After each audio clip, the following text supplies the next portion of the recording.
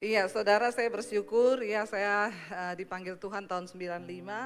Yang belum mengenal saya mungkin ada yang bilang namanya kok Basir ya, karena ada yang jemaat Mesbado itu yang bilang ke saya, dulu saya pertama kali dengar nama ibu itu saya pikir ini pasti ngajar bikin bom.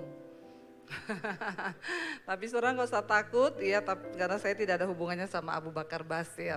Saya bersyukur Tuhan panggil saya tahun 95, saya mengenal Yesus. Ya, saat itu saya berpikir untuk mengakhiri hidup saya karena saya tidak mengenal Tuhan secara pribadi. Saya punya agama tapi saya tidak mengenal Tuhan. Ya, karena itu kita jangan cuma jadi Kristen tapi kenallah Tuhanmu. Amin. Karena beragama saja tidak cukup, tapi kita harus mengenal Tuhan.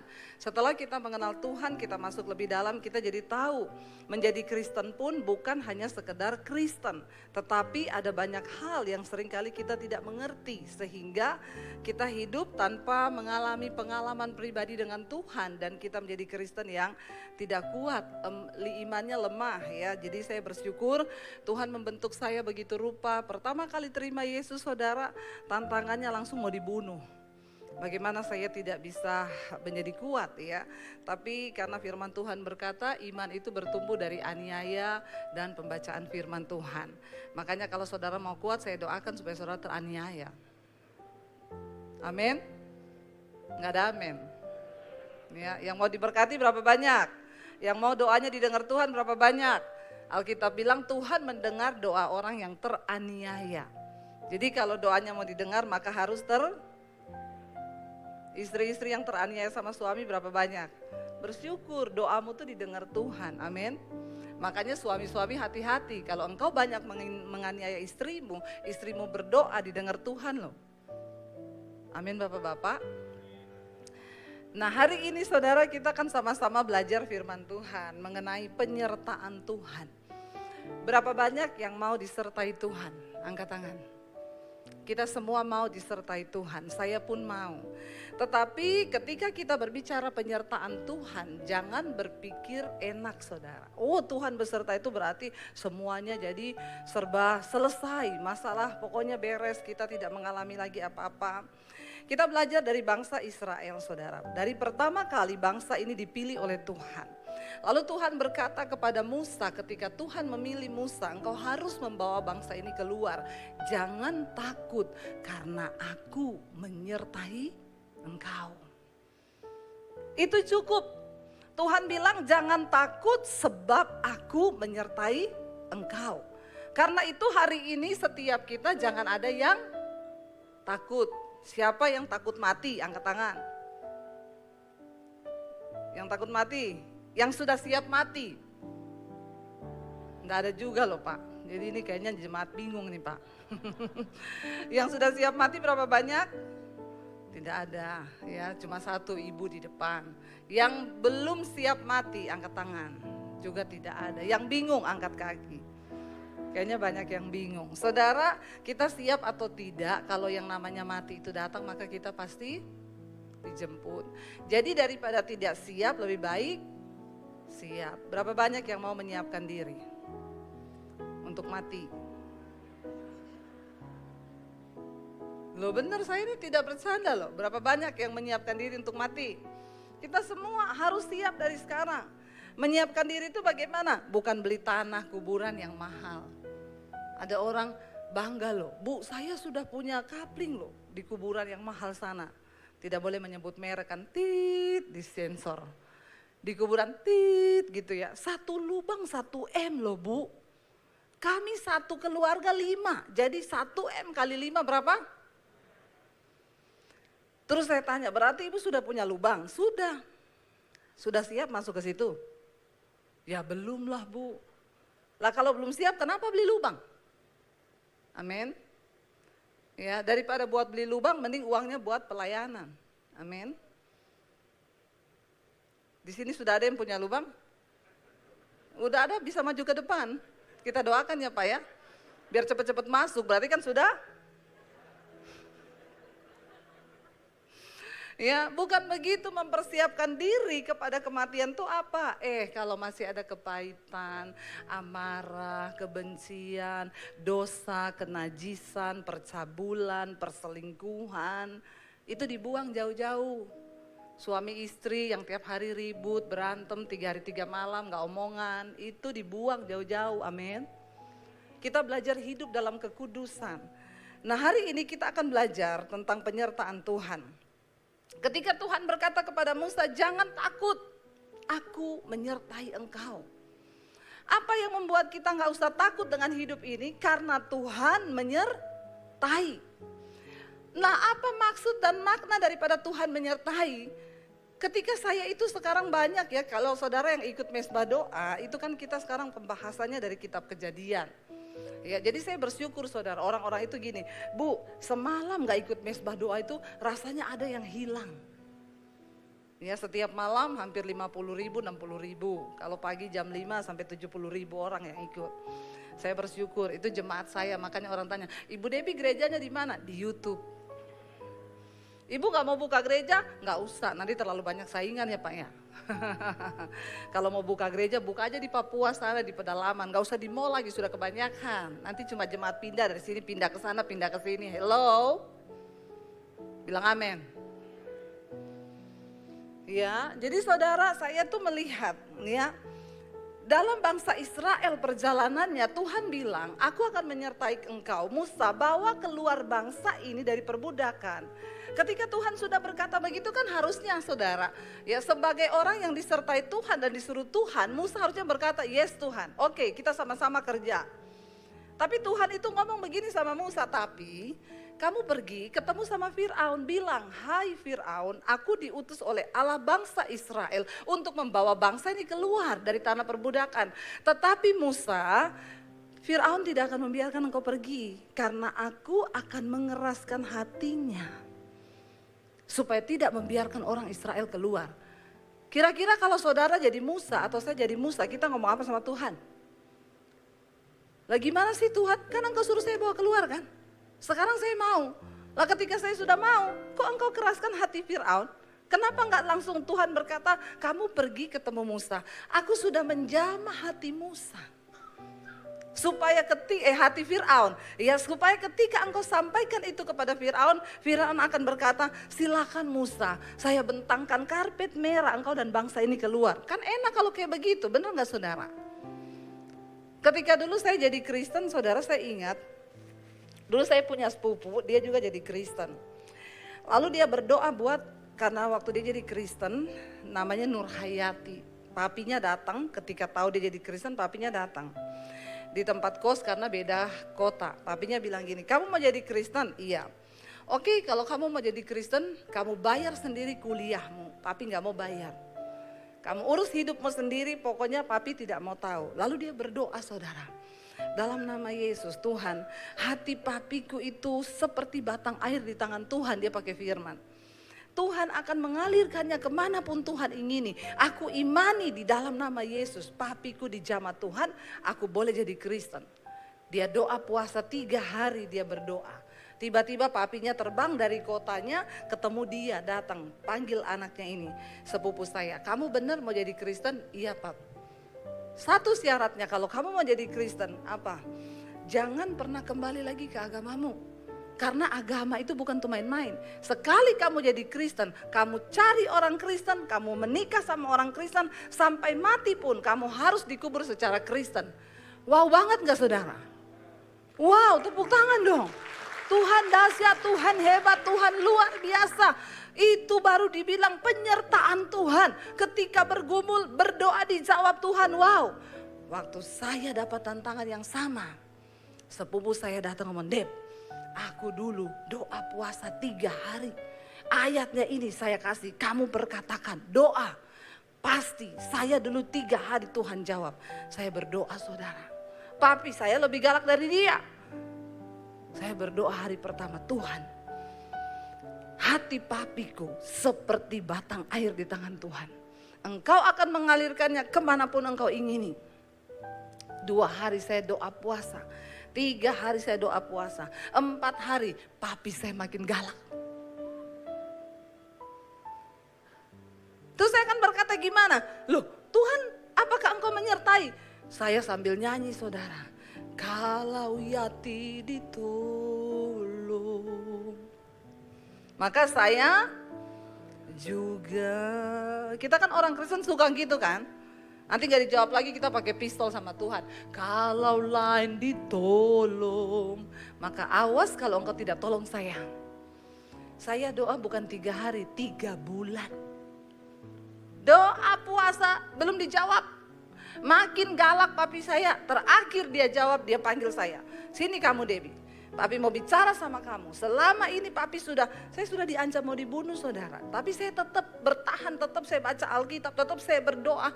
Lalu papi saya bilang, papi lihat kamu gak bisa berubah. Papi sudah ngomong gini-gini kamu gak bisa berubah. Hari ini papi kasih kamu pilihan. Kalau kamu pilih keluarga, kamu kembali ke agamamu, tinggalkan Yesusmu, papi anggap kamu jadi anak. Tapi kalau kamu tetap jadi Kristen, silakan angkat kaki dari rumah ini, angkat pakaianmu, angkat semua-muanya, jangan bawa apa-apa, nggak boleh bawa uang, termasuk ijazahmu, karena papi yang sekolahin kamu. Kamu pergi tanpa ijazah dari rumah ini, saya mau lihat Yesus kasih makan kamu pakai apa.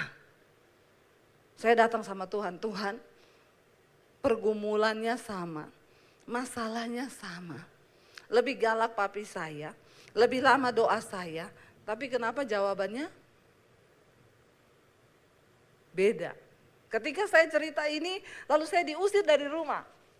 Kenapa saudara tidak tepuk tangan? Saya mau tanya, kenapa saudara tepuk tangan? Karena orang Kristen tuh kadang-kadang latah. Suruh tepuk tangan dia. Tapi dia nggak tahu apa yang dia tepuk tanganin. Iya apa iya? Saudara, saya waktu itu bertanya, Tuhan, kenapa berbeda? Kenapa engkau jahat? Saya tidak punya pilihan ketika disuruh memilih, saya masuk di kamar, saya berdoa. Tuhan, maksudmu tuh apa? Kenapa Yati cuma 3 hari berdoa puasa engkau jawab dengan enaknya? Papinya bilang, kamu mau jadi Kristen? Silakan. Satu syaratnya, jangan pernah kembali ke agamamu. Kamu cari jodoh Kristen, kamu nikah secara Kristen, kamu mati secara Kristen. Lah saya ketika saya mau jadi Kristen, angkat kaki dari rumah, jangan anggap punya keluarga, jangan bawa ijazah. Saya mau lihat Yesus kasih makan kamu pakai apa. Tapi yang namanya Alkitab, itu semua ada jawaban atas hidup kita. Tuhan berkata setiap orang itu akan dicobai, setiap orang itu memiliki porsi masing-masing. Karena Tuhan setia dan adil, Dia tidak akan pernah membiarkan engkau dicobai melampaui batas kekuatanmu. Ketika kita bergaul dengan firman, saudara tahu waktu saya jadi Kristen, saya itu zaman itu belum ada YouTube. Saya nggak bisa belajar dari khotbahnya Pak Novan, cari apa ya tentang iman. Saya nggak bisa cari khotbahnya Pak Yosia apa ya tentang penyertaan Tuhan. Nggak ada YouTube zaman tahun 95. Jangankan YouTube, HP aja belum ada. Bagaimana saya bisa bertumbuh dengan iman? Karena itu Yesus berkata, lebih baik kalau aku pergi, supaya kalau aku pergi Roh Kudus itu diberikan kepadamu, dan Dia yang akan mengajarkan banyak hal yang Dia terima dari Bapa itu akan disampaikan di dalam hidup kita sebagai orang yang percaya. Katakan amin. Ada Roh Kudus yang akan menerjemahkan setiap firman. Yang saya lakukan apa saudara? Saya baca Alkitab di kamar. Saya dikasih Alkitab dari seorang Kristen. Saya baca Alkitab 1 hari 6-7 jam saya baca di kamar mandi. Karena saya takut ketahuan papi saya. Dia punya pedang panjang 1,5 meter di bawah kolong tempat tidur. Dia punya pistol di lemari. Dan saya takut kalau ketahuan saya Kristen, dia tembak kepala saya. Jadi saya itu cuma berdoa tiap hari, Tuhan saya baca Alkitab. Apa yang bisa memberi kekuatan saya?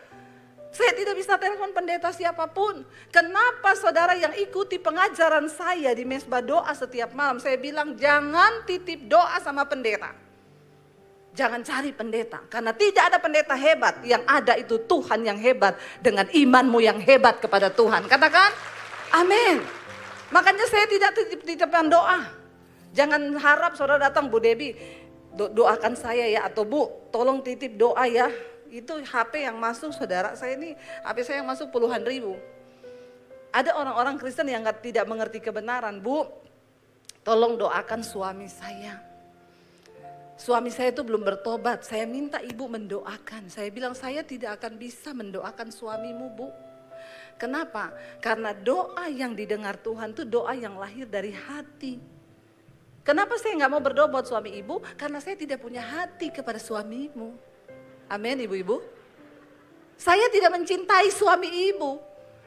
Jadi saya tidak akan berdoa, Tuhan berkati Joni Tuhan. Kenapa saya mau menangis buat Joni? Saya tidak mencintai Joni. Tidak ada nama Joni kan sini? Oh ada? Oh ampun, mana nama Joni? Hah? Oh yang WL tadi, Joni. Ya, maaf saya tidak tahu loh. Ini bukan faktor kesengajaan. Ya, benar nggak saudara? Ya saya tidak akan mungkin berdoa dan tidak ada pendeta yang akan berdoa buat saudara dengan menangis bercucuran air mata. Kenapa saudara? Karena Yesus berkata, tangisi dirimu sendiri. Siapa yang bisa memenangkan keluargamu? Engkau dengan Tuhan. Amin.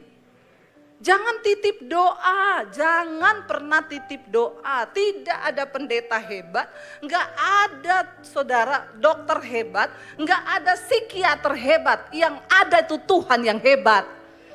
Waktu imanmu bangkit, waktu engkau ngerti kebenaran, maka engkau akan mulai mengenal Tuhan. Kenapa saya selalu orang konseling, Bu cari Tuhan. Bu berdoa, saya sudah berdoa Ibu Debbie, cari Tuhan sampai engkau ketemu. Itu jawaban saya. Supaya engkau mengalami Tuhan. Kenapa? Karena kita semua punya kesempatan dan hak istimewa untuk datang kepada Tuhan secara pribadi. Engkau harus mengalami Tuhan. Ya, ketika Musa dikatakan Tuhan, bawa bangsa ini keluar. Engkau temui Fir'aun. Engkau katakan kepada Fir'aun, Allah Israel menyuruh aku untuk membawa bangsa umat kesayangannya keluar dari tanah perbudakan di Mesir. Tapi Tuhan bilang, tapi Fir'aun gak akan kasih engkau bawa karena aku akan mengeraskan hatinya. Mumet gak ikut Tuhan itu? Kalau engkau tidak mengerti, engkau pusing. Saudara hari ini ada masalah dalam keuangan. Saudara pengen cepat-cepat minta didoakan. Kalau perlu ditopang doa supaya hari ini ada masalah, besok selesai. Iya apa iya? Hari ini utang, pengennya besok. Siapa yang begitu? Angkat tangan. Semua kita, tapi kita lupa cara kerja Tuhan gak seperti itu. Saya ini ikut Tuhan. Penderitaan toh isinya. Menderita terus saya ini saudara. Sampai saya mau bersaksi kepada saudara. Saya ini baru mengalami yang namanya berkat Tuhan itu awal pandemi. Bahkan pandemi saya berkata kepada suami saya. Waktu itu semua jadwal cancel. Kita hidup dari melayani Tuhan. Dan kita bukan full time di salah satu gereja. Kami ini full heart. Dari dulu saya ini penginjil. Keliling saudara. Jadi ya memang tidak ada jaminan hidup bulanan, benar-benar bergantung kepada Tuhan. Waktu pandemi datang semua jadwal cancel, sampai kapan belum tahu Bu. Ini waktu kita gak ada yang tahu pandemi.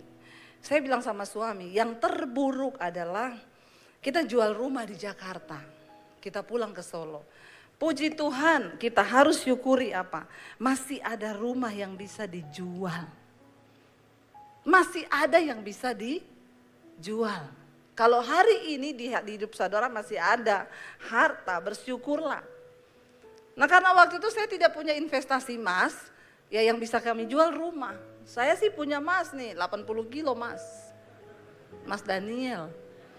Tapi harganya nggak naik saudara. Beratnya naik terus, harganya makin turun. Terjadi penyusutan. Ya, dan memang tidak bisa dijual kan. Nah saya waktu itu bilang kita cuma punya rumah, kita jual rumah, kita pulang ke Solo. Entah kita memulai hidup bagaimana, nggak ada yang tahu. Siapa yang menyangka memang dari 2019 saya sudah dapat tuntunan Tuhan.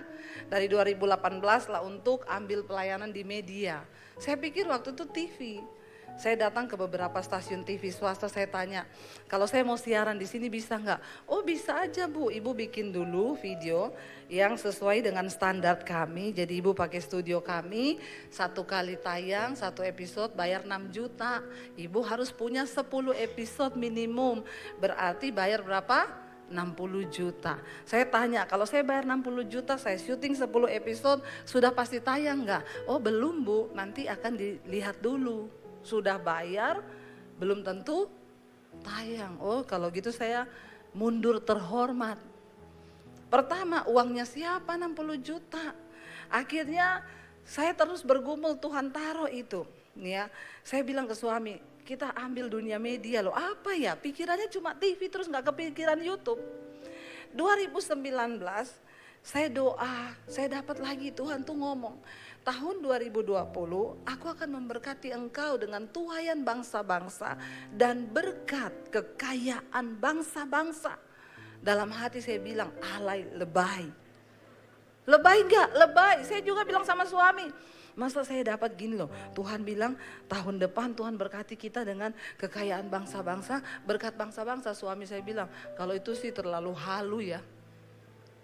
Saya juga berpikir begitu, halu, tapi kenapa saya dapat itu? Karena mikir bangsa-bangsa itu gimana coba? Enggak kepikir kan? Tapi saya bilang sama suami, ya kalau Tuhan yang ngomong pasti terjadi, nanti kita tunggu aja. 2019 kita mulai bergerak di YouTube, mulai bikin. Awal pandemi subscribe saya itu sudah mencapai 50.000. Tiba-tiba pandemi terjadi. Kita nggak tahu, gereja tutup, umat Tuhan kebingungan seperti domba yang ketakutan. Mau mencari kekuatan nggak tahu kemana, di sebelah kanan kiri orang mati semua. Makanya orang Kristen itu kalau nyanyi itu pinter ya, apalagi di gereja.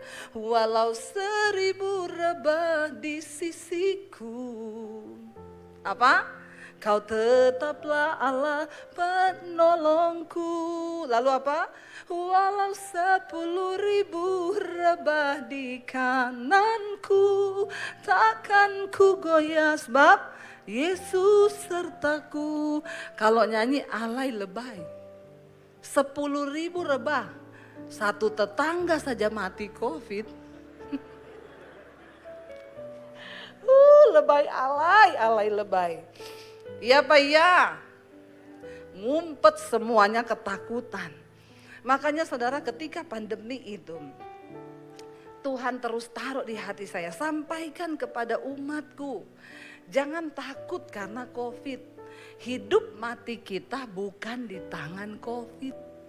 Kalau belum waktunya mati, biar kena COVID berkali-kali tidak mati. Saya sama keluarga kita ini bintang 3 COVID. Bintang 3 saudara, 3-3-nya kena dari awal bulan November kita kena, 2021 yang Delta semua, suami saya hampir mati tuh ya. Yang terakhir kemarin Omikron itu kita kena lagi. Saya itu waktu itu tanya, Tuhan kenapa kita kena terus? Tuhan bilang karena itu varian baru. Jadi kamu harus coba biar bisa bersaksi. Karena saya ingat awal pandemi ketika banyak hamba Tuhan mati. Saya juga berdoa, Tuhan kalau Tuhan mau izinkan saya kena, gak apa-apa Tuhan. Untuk bersaksi saya rela, saya siap. Gak apa-apa saya mau kena, dan kita kena itu November. Ketika udah pelayanan dibuka, teman-teman pendeta, Bu jangan keluar-keluar dulu. Ini COVID paling banyak mati pendeta. Jawaban saya sampai ada satu perusahaan telepon, Bu Debbie, ini kan lockdown sudah dibuka di Jakarta. Kami karyawan sudah masuk semua Bu. Kita sudah mau mulai persekutuan karena kita butuh kekuatan iman. Tapi gak ada satupun pendeta berani datang. Saya mau tanya Ibu, minggu depan Ibu dijadwal, Ibu berani datang gak? Jawaban saya doa dulu. Itu paling aman buat pendeta itu. Saya tanya Tuhan, saya doa. Bener saya doa. Jawabannya Tuhan apa? Gak tahu malu. Itu pegawai yang tidak punya iman. Mereka berani masuk kantor hanya demi sesuap nasi supaya mereka bisa hidup. Di tengah keadaan menakutkan gini, kamu yang harusnya pergi, kamu sembunyi. Yang itu belum pasti mati loh. Kenapa kamu takut? Pergi. Saya keluar saudara, dari awal buka lockdown di Jakarta, kami pelayanan ke Toraja, ke Makassar, kemana-mana semua. Waktu Delta tinggi, saya ke Surabaya, saya keliling kemana-mana. Ya sama dengan pesan yang sama, kalau belum waktunya mati tidak akan, kalau sudah waktunya nggak usah tunggu kena COVID. Saudara duduk di kursi, saudara tidur di kamar juga bisa mati. Makanya siap-siap saja, amin. Saya punya teman cerita, Bu, suami saya meninggal. Kenapa meninggalnya? Jadi plafon di rumah saya itu di teras bocor. Pak, panggil tukang, enggak usah, aku aja, gampang kok. Lagi naik benahi plafon, ada lebah terbang. Hinggap di dada kiri. Ditikam di dada kiri. Enggak lama pusing. Aduh, saya kok tiba-tiba pusing, turun. Begitu turun pingsan, dibawa ke rumah sakit, meninggal. Dokter bilang, ini sebenarnya lebah biasa. Kalau dia itu tikamnya di bibir cuman bengkak. Tapi dia tikam pas di pembuluh darah yang di jantung. Jadi racunnya mati, masuk jantungnya langsung mati berhenti. Mungkin istrinya berpikir, kalau saya tahu, saya suruh tukang. Supaya yang mati? Loh, jujur enggak? Jujur. Tapi saya bilang kalau yang naik tukang ceritanya berubah. Suami saya mati, kenapa? Ditikam lebah, lagi tidur, lebah masuk kamar. Atau lagi mandi. Persoalannya bukan tukangnya, bukan lebahnya, tapi sudah waktu. Amin. Makanya bapak-bapak bertobat. Loh kok larinya ke bapak-bapak? Karena engkau tidak pernah tahu kapan waktunya dipanggil Tuhan. Tapi lebah tahu juga hidupmu. Hati-hati bertobat. Ya saya kemarin cerita saudara. Ada orang, Bu, saya tuh sejak kena COVID. Jadi dia tuh kena COVID ceritanya, koma. Baru-baru ini belum lama.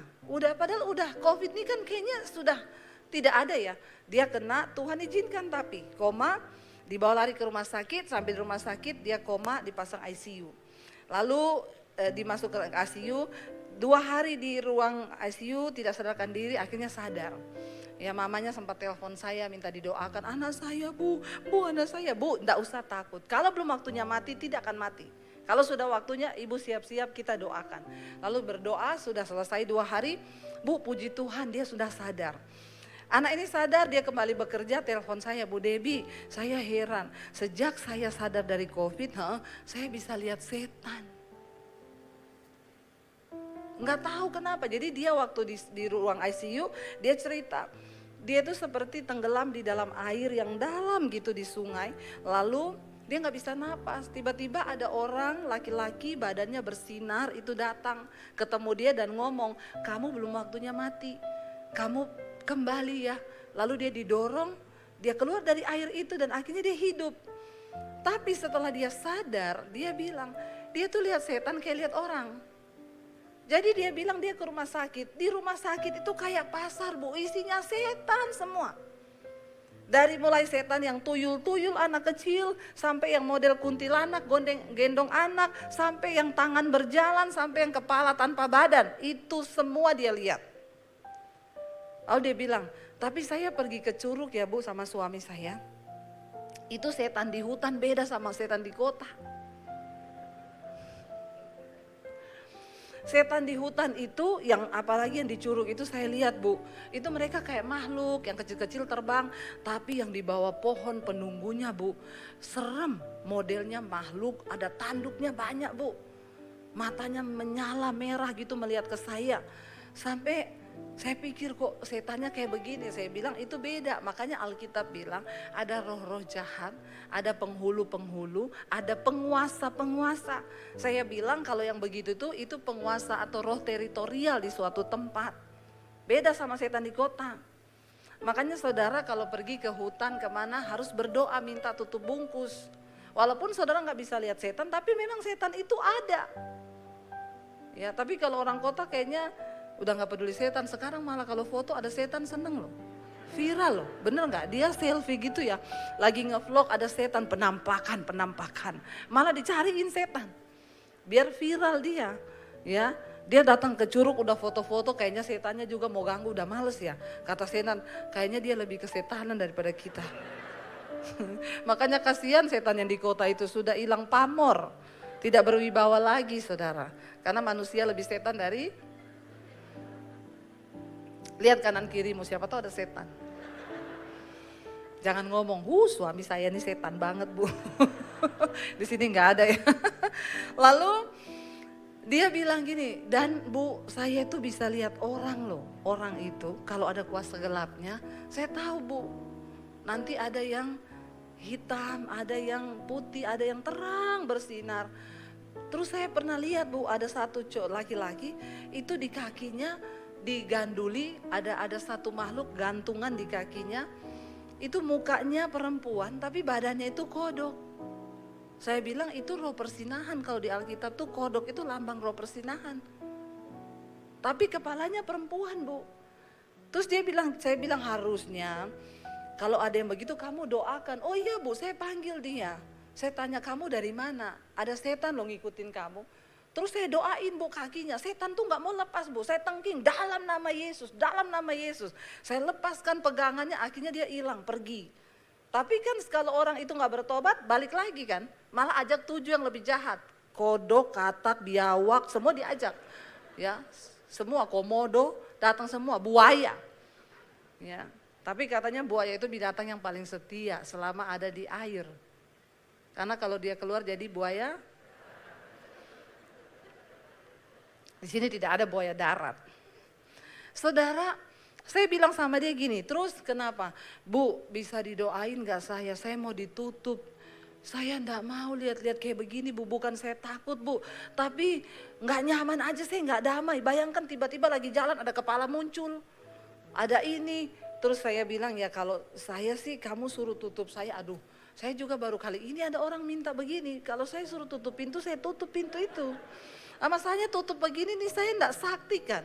Tapi saya bilang kita punya Roh Kudus, nanti kita berdoa. Kalau itu bukan dari Tuhan nanti Tuhan tutup.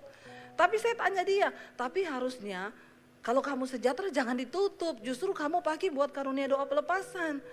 Ya kalau dia belum ditutup saya kesini saya ajak loh dia ini. Biar dia lihat bapak-bapak yang ada kodok-kodok ini. Siapa aja ini ya. Dia tahu pasti nih. Yang gantung di kepala kodok, di sini kodok, katak, biawak, ya itu tadi. Ya, jadi tinggal kita lihat aja, kita panggil kan enak gitu ya. Tapi dia nggak mau, nggak bu, saya terganggu sekali. Akhirnya kita berdoa, minta Roh Kudus hadir, ya saya mengurapi.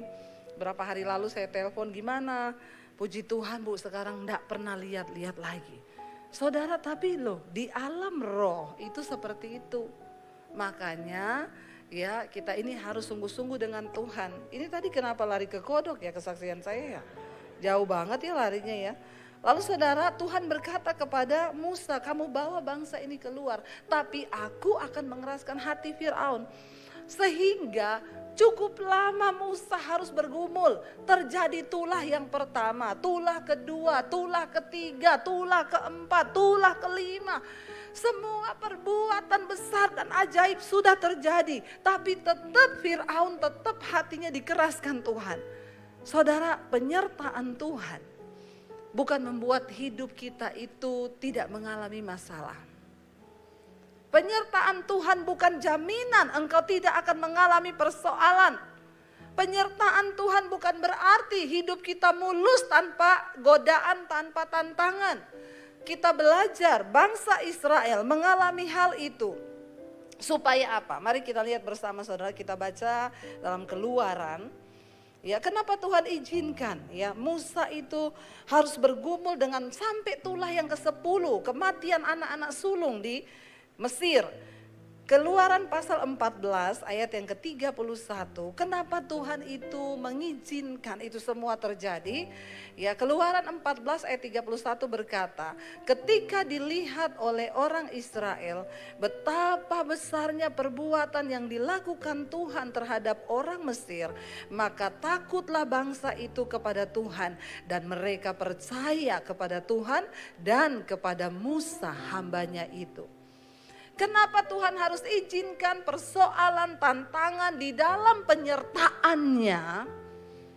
Tuhan menyatakan perbuatan-perbuatannya yang besar. Supaya apa saudara? Ayat ini berkata, supaya orang, saudara dan saya melihat perbuatan Tuhan yang besar di dalam hidup kita. Sehingga kita ini sungguh-sungguh percaya.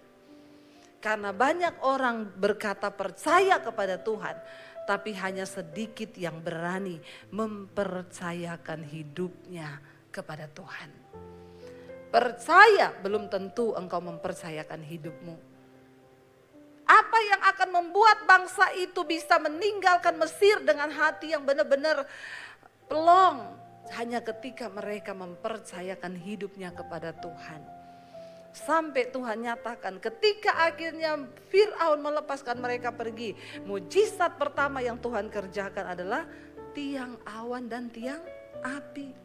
Mereka melihat perbuatan yang Tuhan lakukan. Wow, untuk apa saudara? Keluaran pasal 15 ayat yang ke-11 berkata, bangsa itu berkata begini, siapakah yang seperti engkau? Keluaran 15 ayat 11. Siapakah yang seperti engkau, kata firman Tuhan, di antara para Allah. Allahnya huruf kecil. Di antara para Allah ya Tuhan, siapakah seperti engkau?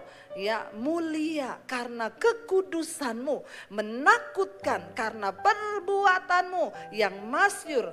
Engkau perbuat keajaiban. Saudara, kenapa Tuhan harus izinkan masalah dalam hidup kita? Supaya engkau mengalami pertolongannya dan engkau berkata, wow, sungguh engkau Tuhan yang mulia. Seringkali orang itu kalau nggak ada masalah, dia lupa. Waktunya sudah habis, saya ini baru 1 poin loh. Padahal ada 5-10 poin. Jadi waktu sudah habis nih ya Pak ya.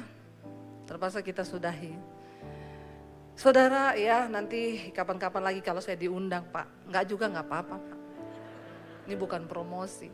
Ya, saya percaya apa yang sudah saya bagikan, firman Tuhan, pengalaman, kesaksian itu kita dapatkan sesuatu. Ya, jadi satu hal saja yang Tuhan mau sampaikan hari ini saudara, penyertaan Tuhan bagi kita bukan berarti tanpa masalah, tanpa tantangan. Kalau hari ini engkau sedang mengalami masalah, tetapkan di dalam hatimu untuk percaya dan bilang, Tuhan aku percaya, Engkau menyertaiku, itu cukup. Walaupun aku harus menghadapi ini, saya tinggalkan keluarga, saya undang para imam musik ya, dan Bapak Joni maju ke depan. Ini bukan secara kebetulan Pak, supaya saya mengenal Bapak secara pribadi. Jadi kalau kita ketemu di mall, saya dengan lantang akan memanggil Pak Joni. Tapi Bapak Joni jangan buang muka terhadap saya. Ya, luar biasa karunianya, dahsyat saudara ya. Dan saya percaya saudara ya, cukup bagi kita untuk percaya bahwa Tuhan beserta dengan kita. Mungkin bisa angkat satu lagu yang ada di hati Bapak Joni tentang penyertaan Tuhan. Ya, lagunya NDC dong, apa ya? Saya takut nanti saya salah bawa lagu di sini. Karena ini kan gudangnya penyembahan yang luar biasa. Ya, karena saya juga banyak diberkati dengan ya lagu-lagu dari NDC Worship saudara, ya mereka dipakai Tuhan dahsyat. Mari kita bangkit berdiri yuk saudara, kita mau sambut